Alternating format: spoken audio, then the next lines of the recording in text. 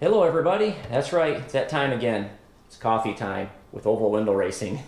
And today's subject is going to be how I learned how to work on these classic air-cooled Volkswagen engines. So I guess there's no time been better than to finish our coffee and get in the garage. Let's go. If you guys can tell, I'm not a professional. I'll state that right out now. I'm self-taught.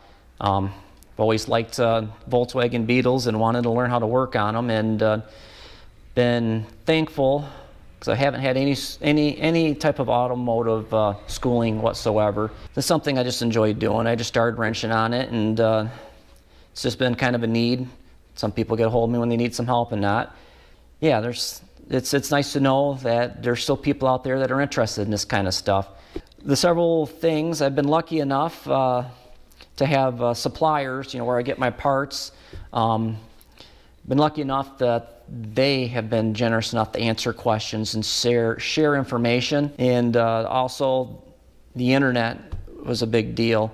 Back when I started getting into these, the computer scene was just coming on, and one of the forums I used to visit a lot was the Calook forum. Then there was a couple other Volkswagen forums. The local one, I think, was the Good Volks here in the Michigan area. That one hasn't really been active. It's still up, but it hasn't been active. I think the last time I got on there, one of the comments was about 3 years old.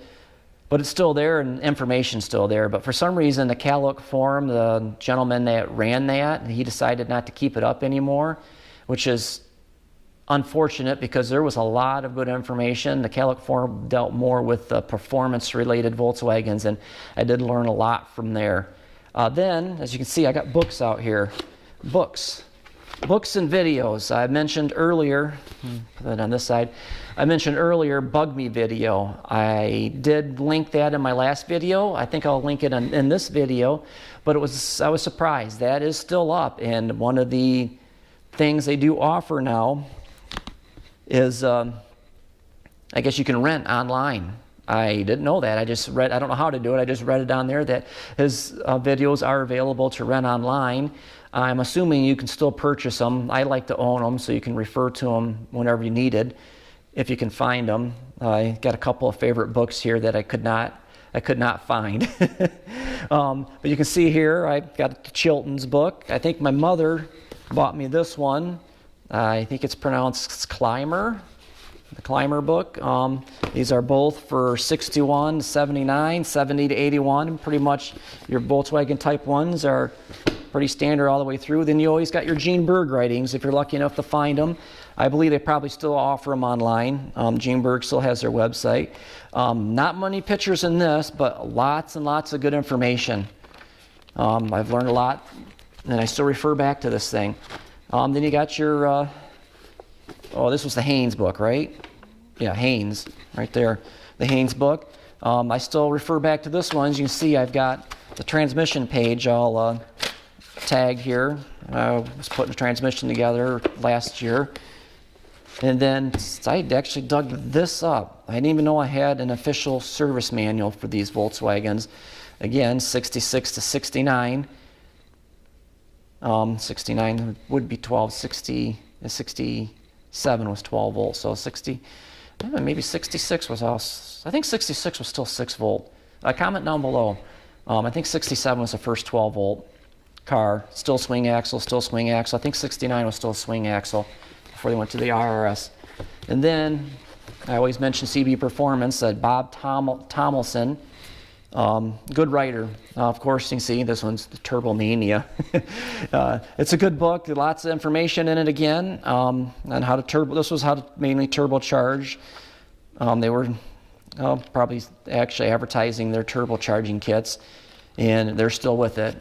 They actually got a really nice EFI system out now. I don't remember. There's a guy from England that's on YouTube. He's actually running a 56 Volkswagen Bug, a lot cleaner than mine, but he just recently put one of their turbo units in his car and's been giving updates here and there. And then, magazines. We'll go to magazines next. Hot VW. I don't know where, they've got a couple, 2 or 3 editions, special editions they did on how to hot rod or hop up your hot VW. But yeah, I learned a lot from reading hot VWs, and unfortunately Volkswagen Trends is not around anymore. But there's still, hot VWs is still around. I can't get them at the, I don't think you can get them at any of the bookstores or bookshelves. I think you got to do it mail order. My buddy just got a subscription not too long ago. One of my most favorite books, How to Build a Dune Buggy. Of course, I can't find it. The reason is I probably loaned it out. I dug through all my stuff. Kind of odd, yeah, Dune Buggy, off-road.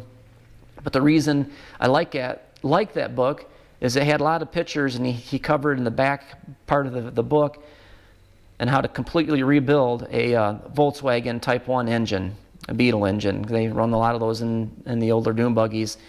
I know they've got side-by-sides and stuff now where they have a different type of engines in them now, but there's still plenty of Dune Buggies out there. But I got to give props to Prescott Phillips.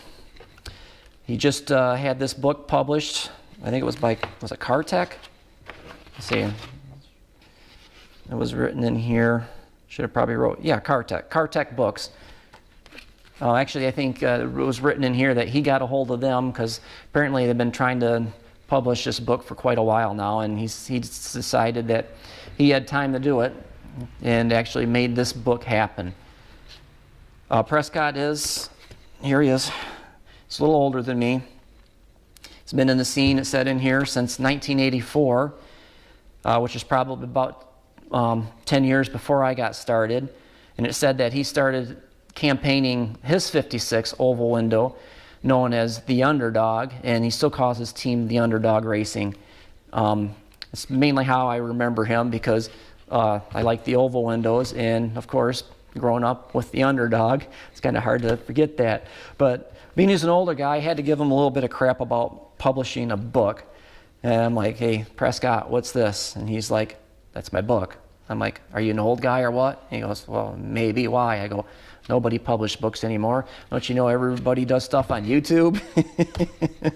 And he's like, who wants to learn how to build an engine on YouTube? And yeah, I was just, all joking aside, just giving him a little bit of crap because, that's just kind of how he is. He likes shenanigans. But, and there's a whole breakdown. This is a good book. And what I do like is, look at that, all these pictures. Lots and lots of pictures. Not only are they pictures, they're colored pictures. And you got a hold of a friend to help with the photography, but yeah. He basically goes through on how to completely overhaul a stock 1600 Type 1 Volkswagen engine.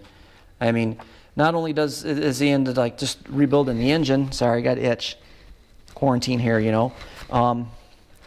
he actually goes and shows you on how the head should be rebuilt and rocker arms. There was a section in here on rebuilding the rocker arms, and if you need to replace the head studs, and if anybody's worked on these Type 1 Volkswagens enough, the freaking exhaust studs are a pain in the butt. They're either they come out or they say and you wind up breaking them.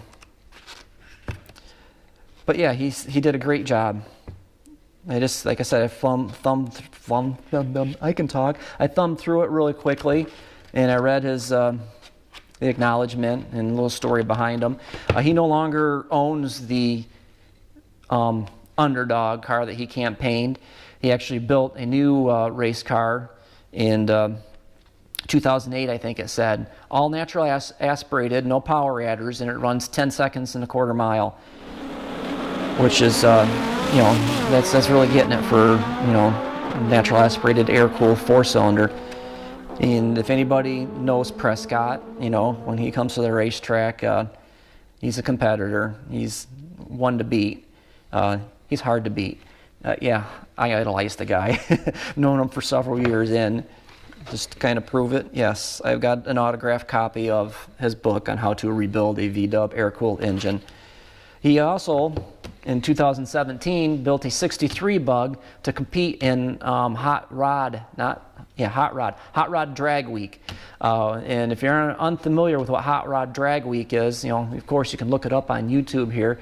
It is a race that goes to 5 different tracks, and you have to run 1,000 miles, or it actually consists of 1,000 miles. So you have to build a car to withstand, the drive of 1,000 miles, but yet the abuse of running the quarter mile, because it usually starts at one track. You got to get your times, and it's all based on consistency, I believe. And there's cars in there. He ran, I think, a sportsman's class. I think he ran a best of a 12:45 in his street car, and all natural aspirated. And it said he got 20 miles to the gallon, which that's pretty good running big dual carburetors and stuff.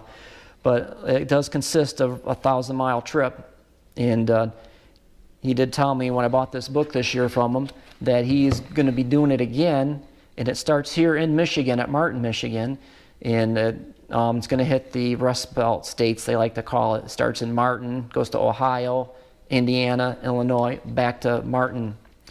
So it's Michigan, Ohio, Indiana, Illinois, Michigan again.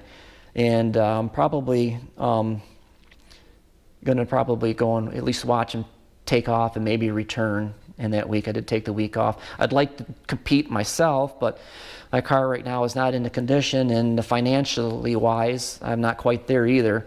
If anybody's willing to sponsor me. I didn't get in. He actually did get in. It's I think they take 400 competitors, and it sold out in 4 minutes.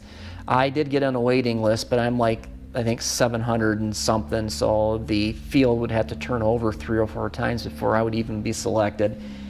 But yeah, props to Prescott Phillips for writing this book. I will try to link it down below. I believe it's still available on Amazon.